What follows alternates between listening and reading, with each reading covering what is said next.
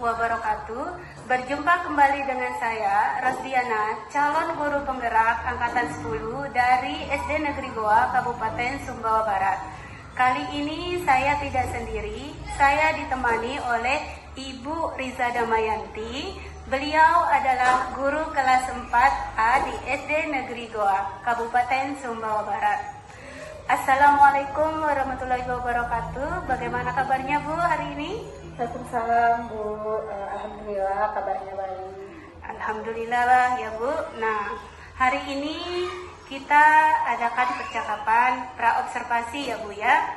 Sebab nanti saya akan amati jalannya proses pembelajaran yang akan Ibu lakukan di dalam kelas atau sebelum saya melakukan supervisi kelas. Nah, adapun tujuan diadakan supervisi kelas adalah untuk mengetahui dan mengevaluasi jalannya proses pembelajaran yang Ibu lakukan. Dan kenapa hari ini kita melakukan percakapan praobservasi? Jadi sebagai persiapan awal sebelum nanti Ibu melakukan kegiatan pembelajaran agar Ibu lebih siap dan percaya diri sehingga memberikan pembelajaran yang terbaik bagi murid. Begitu ya Bu ya. Nah, adapun beberapa pertanyaan ya Bu yang akan saya sampaikan kepada Ibu. Yang pertama berkaitan dengan tujuan nih Bu. Kira-kira apa nih tujuan pembelajaran yang ingin Ibu capai? Berdasarkan rancangan pembelajaran yang saya buat untuk materi ini, tujuan pembelajarannya yaitu siswa dapat menganalisis hubungan dan bentuk dan fungsi dari bagian tubuh manusia atau panca indera. Baik, jadi tujuan pembelajaran yang ingin Ibu capai itu agar siswa dapat menganalisis hubungan antara bentuk dan fungsi bagian tubuh manusia, Bu ya. Nah, lalu bagaimana dengan area pengembangan yang ingin Ibu capai atau ingin Ibu lakukan observasi? Baik. Untuk area pengembangannya, mungkin saya akan menggunakan dua area pengembangan, yaitu pengetahuan dan keterampilan. Untuk pengetahuannya, yang pertama saya akan mungkin siswa akan menuliskan bagian-bagian mata beserta fungsinya. Kemudian untuk area keterampilannya, siswa atau peserta didik menuliskan hasil diskusinya, kemudian mereka mempresentasikan di depan kelas. Ya baik, jadi area pengembangan yang ingin dicapai adalah bagian aspek pengetahuan dan aspek keterampilan kepada siswa ya Bu ya. Nah, saya ingin mendengar nih Bu, bagaimana rancangan pembelajaran yang ingin Ibu terapkan di dalam kelas. Mungkin dari segi strategi pembelajarannya, model pembelajarannya, ataupun dari metode pembelajarannya. Baik, untuk strategi yang akan saya gunakan adalah pembelajaran berdiferensiasi. Nah, berdiferensiasi berdasarkan kesiapan belajar siswa yang diintegrasikan dengan pembelajaran sosial dan emosional. Nah, kemudian saya akan melakukan pembagian kelompok yang sesuai dengan kemampuan siswa, kemudian keterampilan dan keaktifan siswa itu Bu. Dan untuk model pembelajaran yang akan saya gunakan yaitu model observasi, dan untuk metodenya mungkin saya akan menggunakan diskusi kelompok yang kemudian akan dilanjutkan dengan tanya jawab dan penugasan. Baik Bu ya, jadi rencana yang Ibu akan terapkan di dalam kelas menggunakan strategi pembelajaran berdiferensiasi yang diintegrasikan dengan pembelajaran sosial emosional, menggunakan model pembelajaran observasi dan juga dengan metode diskusi kelompok, kemudian penugasan dan tanya jawab. Begitu Mbak ya. Nah, bagaimana dengan media pembelajaran yang akan Ibu pergunakan di dalam kelas? Untuk medianya, mungkin saya akan menampilkan berupa foto atau gambar dan juga video yang berkaitan dengan bagian-bagian dari mata yang akan saya gunakan dengan laptop dan LCD. Dan kemudian saya akan menggunakan bahan ajar seperti LKPD contohnya. Nah, kira-kira kapan nih Bu akan Ibu lakukan pembelajaran tersebut dan di hari apa? Di jam keberapa? Kebetulan untuk pembelajaran IPAS ini pelajarannya di hari Rabu di jam 4, jam keempat atau kelima. Oke, baik. Jadi di hari Rabu depan di kelas 4A ya, pada jam keempat dan 5. Nah, pada jam 4 dan 5 itu nanti saya akan datang di kelas Ibu. Saya akan melakukan supervisi kelas untuk melihat dan mencatat hal-hal apa saja yang terjadi di dalam kelas ya Bu. Nah, nanti setelah Ibu melakukan kegiatan observasi atau pembelajaran di kelas, kita adakan percakapan yang terakhir ya Bu, yaitu pasca observasi yang nantinya kita akan didampingi oleh PP atau pengajar praktik ya Bu. Sebelum kita akhiri, kira-kira apa yang Ibu dapatkan dari hasil percakapan kita hari ini? Yang saya dapatkan mungkin gambaran tentang media apa yang akan saya gunakan saat pembelajaran nanti. Mungkin itu saja yang saya dapatkan dari percakapan kita hari ini. Baik Bu, terima kasih ya Bu Risa atas waktunya dan sudah bersedia untuk berbincang-bincang dengan saya di percakapan pra-observasi ini. Sampai ketemu di kegiatan observasi di kelasnya pas hari Rabu mendatang. Sekali lagi saya ucapkan terima kasih Bu ya. Assalamualaikum warahmatullahi wabarakatuh. Waalaikumsalam warahmatullahi wabarakatuh.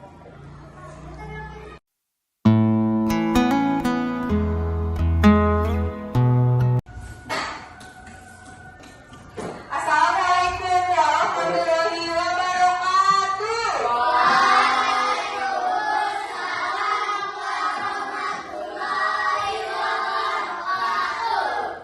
Ya, apa kabar semuanya? Alhamdulillah baik. Ada yang tidak hadir hari ini?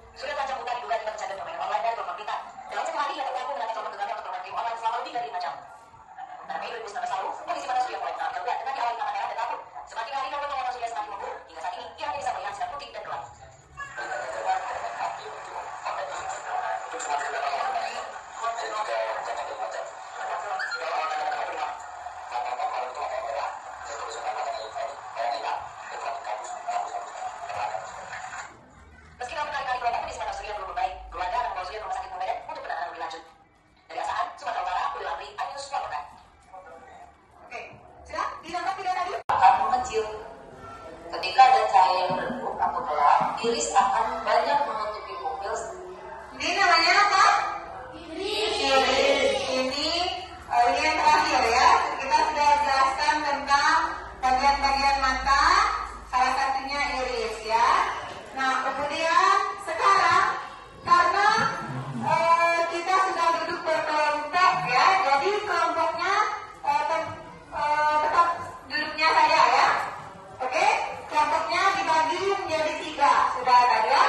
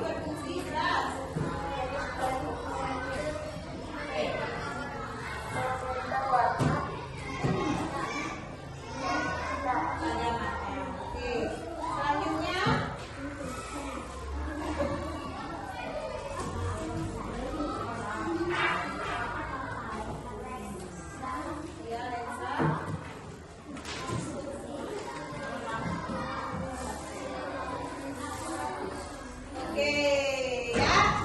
Beri tepuk tangan dulu untuk. Oke, tadi kita sudah selesai mempresentasikan hasil diskusi tentang apa? Bagian-bagian mata dan fungsinya. Iya. Di bagian-bagian mata itu ada apa tadi? Ada iris, ada apa lagi? Ada lensa, ada pupil, ada retina. Iya, ada apa lagi? Iya, betul. Apa lagi? Ada yang tahu? Ada yang tahu? Silakan angkat tangan. Angkat tangan. Ada saraf optik, ya. Apa lagi? Ada koloid, ya. Ada sclera. Ada apa lagi? Iya, betul. Ya. Sekarang Ibu mau bertanya, ya, apa fungsi dari iris? Angkat tangan yang bisa. Angkat tangan. Apa? Untuk memberi warna pada mata. Gibran, betul atau salah? Nah, ya. Kemudian ada apa lagi?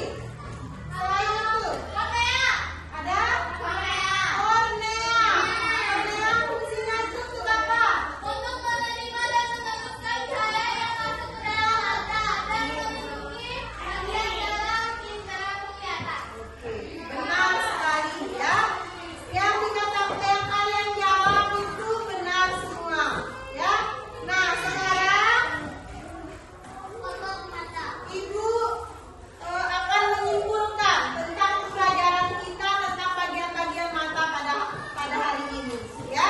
Jadi mata itu adalah salah satu indera penglihatan. Mata ini kita gunakan, bisa kita gunakan untuk melihat benda, melihat hewan, melihat manusia yang lain, ya, melihat sekeliling kita, ya, itu fungsi mata. Tadi mata itu dibagi menjadi berapa? Dibagi menjadi dua. Ada mata bagian dua.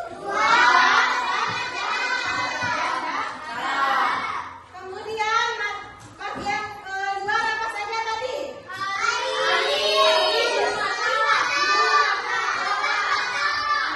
Bagian dalam mata apa saja? Betul sekali. Ya, betul.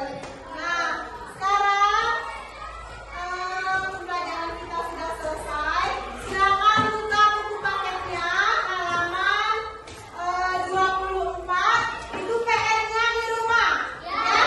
Silakan dikerjakan PR-nya dan dikumpulkan. Kita sudah belajar tentang bagian-bagian mata. Masih ada Ibu lihat, ya, siswa yang kurang aktif, ya, di kelas, ya. Kemudian ada juga yang Ibu lihat siswa yang sudah pintar-pintar dan hebat-hebat, sangat aktif di kelas, ya.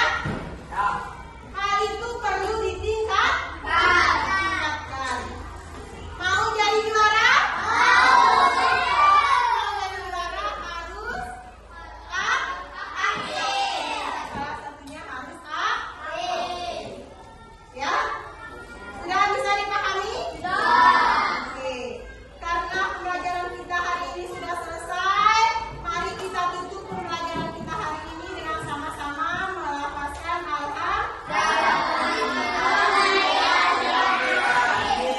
Sekian pembelajaran Ibu pada pagi hari ini. Silakan yang mau istirahat, silakan istirahat, ya. Oke. Terima kasih. Wassalamualaikum warahmatullahi wabarakatuh.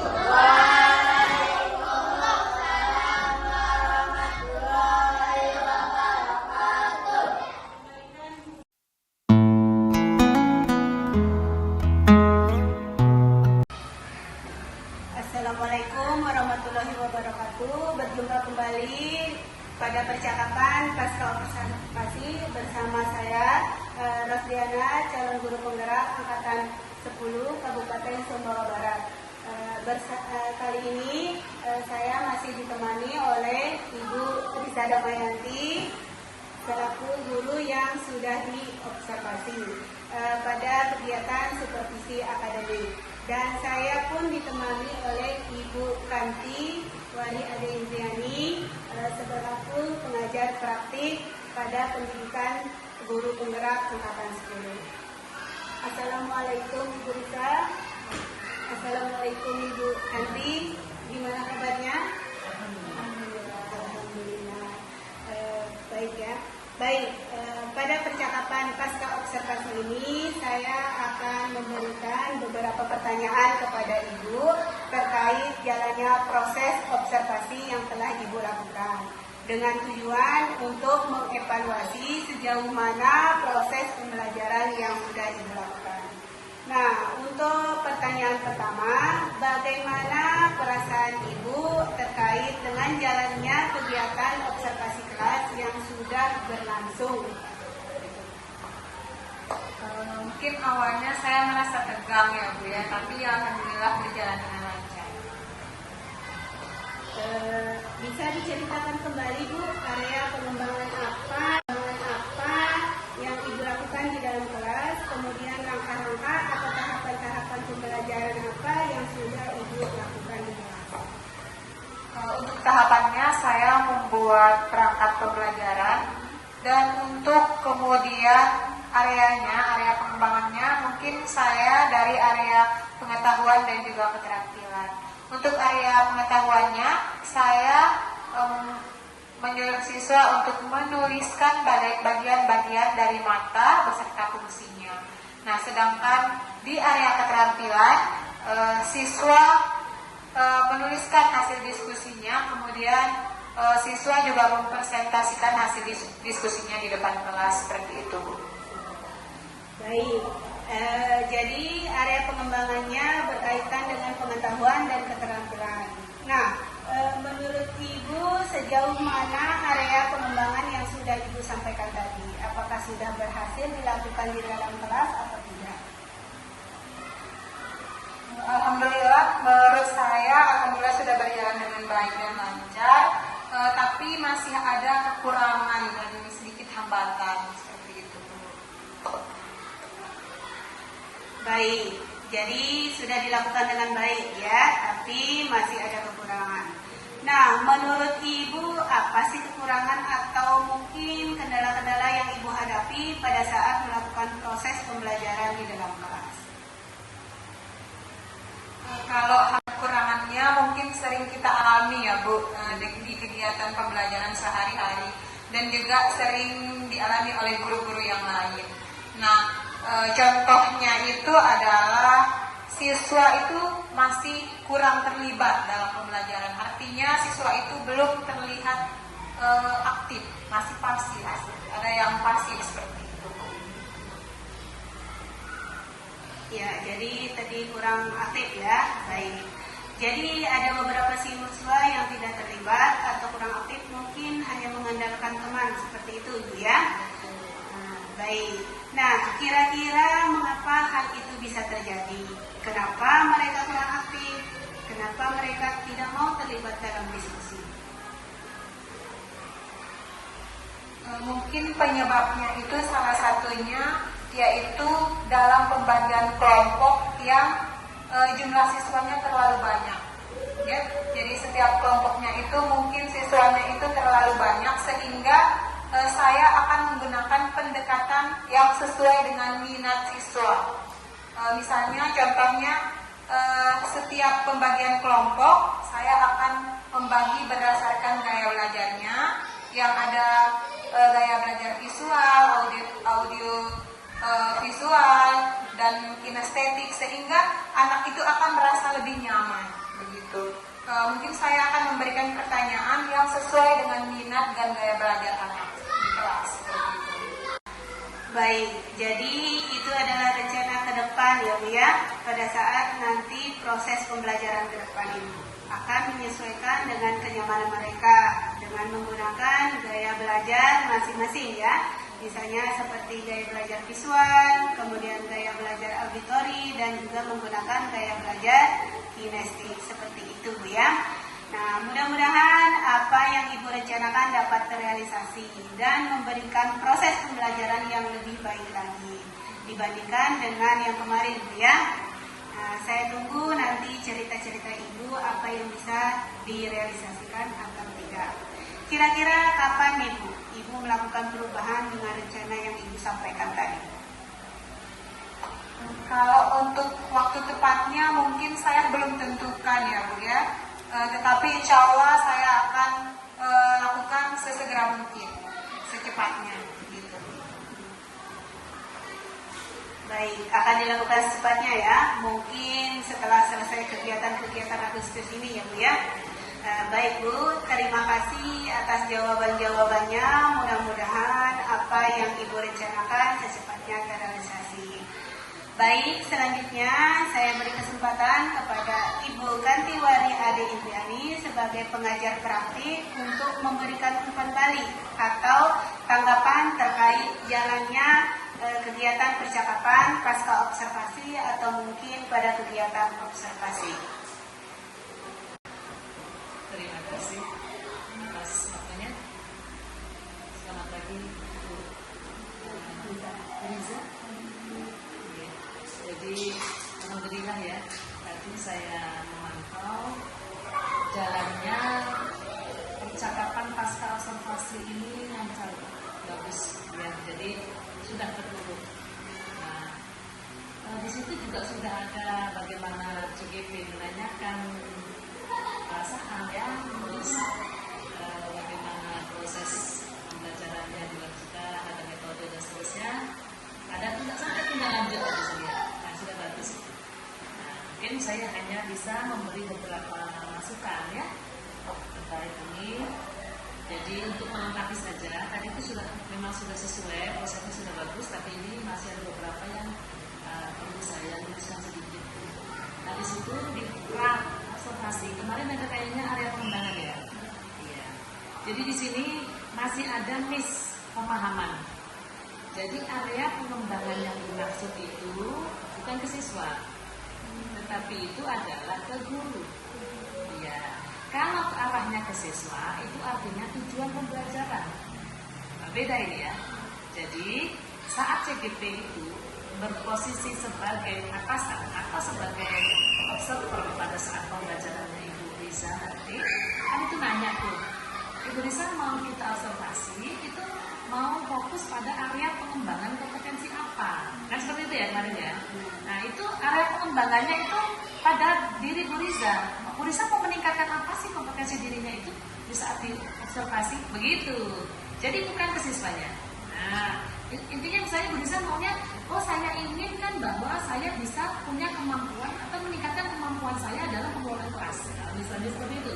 Atau saya inginkan bahwa saya bisa memberikan pertanyaan-pertanyaan yang konstruktif sehingga siswa saya bisa termotivasi. Nah, itu pengembangan dirinya gurunya. Nah, jadi nanti observer begitu masuk ke dalam kelas hanya fokus pada pengembangan yang dimaksud. Jadi tidak menilai lain-lainnya. Nah, seperti itu. Contohnya kalau di PMM itu kan ada itu target perilaku yang akan diamati. Kan ada 3 itu. Contohnya misalnya Bu Riza mengambilnya peran siswa ya, praktik kualitas pembelajaran misalnya ya.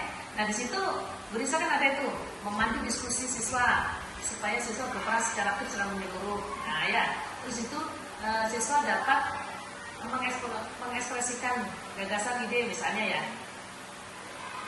Terus pengelompokan siswa dan seperti apa yang efektif, seperti itu mungkin ya ada ya di situ ya. Saya nggak hafal itu di PMM. Itu mungkin kemampuan-kemampuan itu yang dilihat. Target itu yang akan dilihat. Bagaimana cara Ibu bisa mengelola kelas? Dari mana? Nah nanti ditunjukkan dari respon siswanya, kan begitu ya.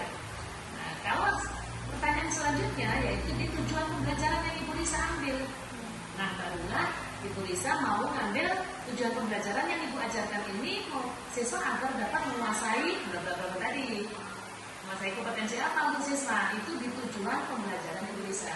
Nah, area supervisi coaching akademik ini bukan di pengembangan siswa, tetapi di pengembangan kompetensi guru yang diobservasi. Jadi, nanti tidak perlu, kalau untuk pengembangan siswa itu ranah guru waktunya ke arah siswanya, tetapi kalau yang supervisor itu ke arah pengembangan guru ya. Jadi seperti itu ya.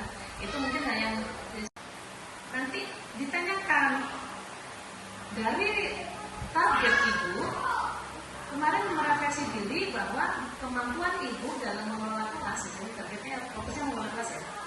Itu kemarin dari 1 skala 1 sampai 10 itu ibu mencapai mana? Saya masih di angka 4 misal. Nah sekarang setelah dilakukan observasi, setelah masuk pembelajaran, ibu menilai diri ibu itu di pengembangan area kemampuan kompetensi ibu itu sudah nyampe mana? Gitu. Oh sudah sampai 8. Dari mana ibu menyimpulkan bahwa kemampuan ibu itu sudah ada peningkatan atau sudah nyampe 8? Dari respon siswa terhadap pembelajaran saya ternyata sudah bagus. Nah seperti itu ya misalnya ya. Jadi siswanya tadi sudah aktif rata-rata, mungkin hanya ada sebagian kecil saja ya siswa belum termotivasi misalnya ya. Terus nanti hasil pekerjaan anak-anak itu sudah meningkat bagus, ya kan? Dari presentasinya juga sudah bagus, anak-anak sudah berani semua tempo, nah, seperti itu. Seterusnya ya itu adalah di area pengembangan. Nah nanti kalau di tujuan pembelajaran ternyata itu kamu difokuskan banget kan, maksudnya nggak usah terlalu banyak. Itu cukup ketika ibu menggambarkan situasi kelas dari area ibu, maksudnya dari fokus ibu itu sudah cukup benar. Perkara anaknya nanti nilai berapa ya nggak usah dibahas karena itu ranah gurunya nanti menilai di pembelajarannya masing-masing kan begitu ya. Nah, seperti itu saja. Nah terus lagi ibu bisa menjelaskan nanti di pasca observasi itu kalau ibu nanti menjadi penilai PK dulu ya. Nanti kan itu bantu kepala sekolah untuk menilai observasi misalnya ya sekiranya itu. Nanti ibu bisa melakukan seperti ini kan coaching sistem. Coaching itu artinya dia sebaya. Dia bukan yang menundukkan, bukan sebaya itu maksudnya sejajar ya posisinya. Tidak ada yang menggurui, tidak ada yang lebih dari yang lain. Tapi kita berperan sebagai partner, ya kan? Sejawat, gitu ya. Jadi di situ nanti observer itu kalau mau memberikan saran itu biasanya nah, setelah menanyakan perasaan ibu boleh menanyakan hal apa yang menurut ibu sudah bagus dilakukan di kelas ya, dan apa yang sudah bagus dilakukan, apa hal perlu dipertahankan gitu. Nah, jadi itu kelebihan bu. Jelaskan nanti, tadi saya sudah lakukan breaking, anak-anak semangat. Terus tadi itu saat saya memuji si A, padahal biasanya anak itu nggak mau maju, tapi ketika saya puji ternyata anak itu mau maju. Nah itu sudah hal baik yang dilakukan itu. Ini pertahankan lagi besok kan begitu ya. Nah itu yang belum muncul juga, menanyakan hal-hal baik atau hal-hal yang sudah bagus dilakukan. Itu juga perlu dilakukan. Karena apa? Itu merupakan refleksi diri itu. Ya selain kekurangan, tadi yang disebut dengan kekurangannya aja, ya enggak. Padahal kekurangan itu bisa menjadi downkan apa maksudnya kalau terlalu banyak kekurangan yang kita anggap, waduh kita masih berhasil loh. Nah, ya. Tapi kalau sudah kelebihan kita munculkan juga ternyata juga ada bagus, banyak hal yang bagus ternyata dari pembelajaran saya. Itu perlu dibahas juga ya terkait dengan kelebihannya atau hal-hal baik yang sudah dilakukan dalam proses pembelajaran itu juga bagus. Harus itu ya. Baru ke seandainya observer memberikan penguatan terakhir, nanti setelah semua sudah dibahas, observernya bilang, nah itu tadi semua adalah yang ibu ungkapkan ke saya juga melihatnya bu, itu saya sudah mencatat juga, dan itu sesuai. Nah sekarang izinkan saya untuk memberikan catatan saya terhadap pembelajaran itu. Boleh minta izin? Boleh saya membacakan apa yang saya lihat dari rekan ibu? Nah gitu, boleh. Jika memang tidak mau, ya nggak usah. Kalau misalnya yang diobservasi nggak mau, nggak apa-apa. Silakan Pak. Saya juga punya catatan tadi, dan memang yang diungkapkan itu tadi juga sudah masuk catatan saya. Semua itu juga saya sudah melihatnya. Tadi ini ada beberapa catatan saya yang berkaitan dengan pembelajaran ibu. Boleh saya bacakan? Boleh saya. Nah ini bu, satu begini. Tadi itu saya lihat begini. Tadi itu waktu ibu begini tuh ternyata ada yang di anak ini begini ya. Nah, misalnya ya, itu boleh. Tapi usahakan yang hal-hal yang baik ya. Maksud saya pakailah bahasa yang tidak menyinggung perasaan lah ya, kayak itu sama tadi. Ibu tadi itu waktu ngajarin kamu si A itu tadi, bercanda aja di belakang itu, mana tidak sama ibu, itu gak bagus. Maksud saya ya, nah ibu, ya, jadi tadi itu begini, ada beberapa anak yang di luar pengawasan ibu itu ternyata masih belum terkontrol, belum maksimal tuh mengerjakan. Nah, mungkin ibu nanti bisa fokuskan ya, anak yang dua di belakang itu, nanti itu belum gini, nah itu boleh bu. Oh iya misalnya ya, terus sebenarnya catatan kita diungkapkan 1, 2, 3, 4, 5. Bagaimana menurut ibu, apakah ibu sepakat dengan apa yang saya katakan tadi? Nah gitu. Kalau memang ibu nggak sepakat, nggak setuju, nggak cocok lah itu menurut saya, nggak apa-apa, maksudnya nggak usah marah gitu loh. Menurut saya nggak seperti itu saya tadi. Nah, misalnya nggak apa-apa, misalnya. Tapi kalau memang yang diobservasi ternyata menerima, ya alhamdulillah. Gitu. Tapi artinya sudah sepakat. Setelah semua sepakat, itulah menjadi refleksi. Nah, pembelajaran selanjutnya makanya tidak lanjut tadi itu. Dari catatan-catatan tadi, baik sudah ada, terus kekurangan sudah ada, dan ada catatan-catatan beberapa yang perlu diperbaiki, ya itu akan menjadi refleksi itu perbaikan ke depan. Gitu. Seperti itu. Itu mungkin saja ya, catatan saya. Terima kasih Bu Rostiana. Baik, terima kasih banyak atas umpan balik dan tanggapan terkait kegiatan pasca observasi kita hari ini. Baik, akhirnya rangkaian kegiatan supervisi akademik sudah selesai, dimulai dari kegiatan pra-observasi, observasi, dan pasca observasi. Saya ucapkan banyak-banyak terima kasih kepada Ibu Kanti, kemudian kepada Ibu Risa atas waktunya. Dan saya akhiri, wabillahi taufiq wal hidayah. Wassalamualaikum warahmatullahi wabarakatuh.